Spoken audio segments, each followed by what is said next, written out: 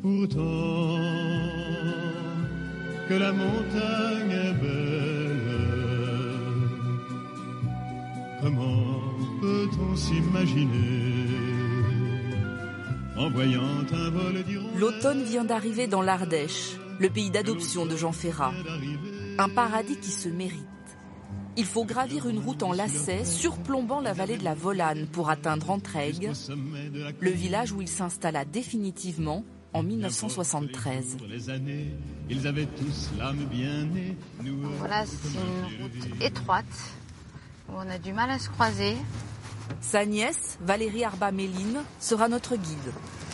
Donc là, on va à Berniol, la maison de Jean et Colette. C'est assez éloigné du village ? C'est à peu près 2 km.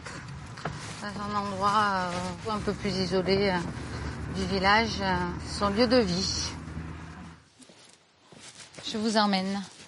Jean Ferrat achète cette ferme située sur un terrain escarpé, tout en terrasse, en 1964. Qu'est-ce qui séduisait particulièrement Jean Ferrat ici ? C'est cette paix qu'il a trouvée en Traigues et ici. Il aimait se retrouver dans ce grand jardin, il aimait aller couper ses rosiers. Et surtout, voilà, ce qu'il aimait, c'est le bruit de la rivière. Au pied de la propriété, coule en effet un ruisseau, le Mas. Grand amateur de pêche, Jean Ferrat y attrape des truites. Et donc là-bas, c'était le coin de justice sociale. Justice sociale, c'était l'âne de Jean Ferrat. Un chanteur engagé proche du Parti communiste.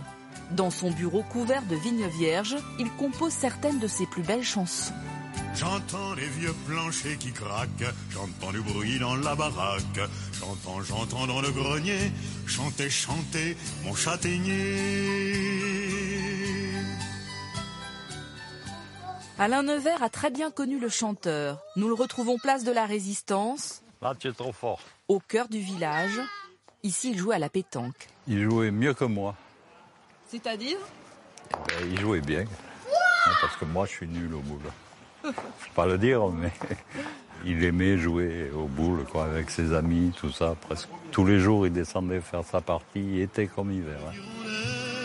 C'est à la terrasse de ce restaurant que Ferrat écrit en une demi-heure son plus grand succès, La Montagne. Avec leurs mains dessus leur tête, ils avaient monté des murettes jusqu'au sommet de la colline. Qu'importe les jours, les années, ils avaient tous l'âme bien née. Un hymne pour les 600 habitants d'Entraigues. Je pense que Jean, il a voulu remercier d'abord le village et le département de l'Ardèche. D'ailleurs, cette chanson, tous les Ardéchois la connaissent et il l'aime. Déjeuner de Bretagne aux bruyères d'Ardèche. À Entraigues, Jean Ferrat était un villageois comme les autres. Il fut même conseiller municipal. Yves Joigny l'a connu enfant. Il accepte pour la première fois d'évoquer leur longue amitié. Il tient le restaurant La Remise, étape mythique du rallye de Monte-Carlo. La cuisine. C'était la cantine préférée de Jean Ferrat. Jean aimait bien les choses simples. Ses truites, ses écrevisses, ses cèpes, son civet de lapin. Souvent, il nous demandait d'attraper un plat de truite parce que monsieur un tel venait ou monsieur un tel. Il était fier de faire revoir un petit peu tout le petit patrimoine culinaire qu'on avait chez nous, dans un petit village et en Ardèche. Je veux dire, parce qu'ici, il ne manque pas grand-chose. Hein. À part le poisson de mer, on a tout sinon. Hein. Le chanteur venait avec des copains, célèbres ou pas. Jean-Louis Trintignant, Lino Ventura, Pierre Brasseur, Nougaro ont mangé au coin du feu. Ce qu'il a amené ici, ça a été inimaginable. Il s'intéressait à tout. Il s'intéressait aux jeunes, il s'intéressait aux paysans. Voilà, donc il a participé à la vie active du village. C'est peu dire que Jean Ferrat manque à ses amis. Mort en 2010, il repose avec son frère André au cimetière communal. Sur sa tombe, son vrai nom, Jean Tenenbaum, et les messages poignants de tous ceux qui viennent lui rendre hommage. On l'a pas perdu, il est là, c'est tout.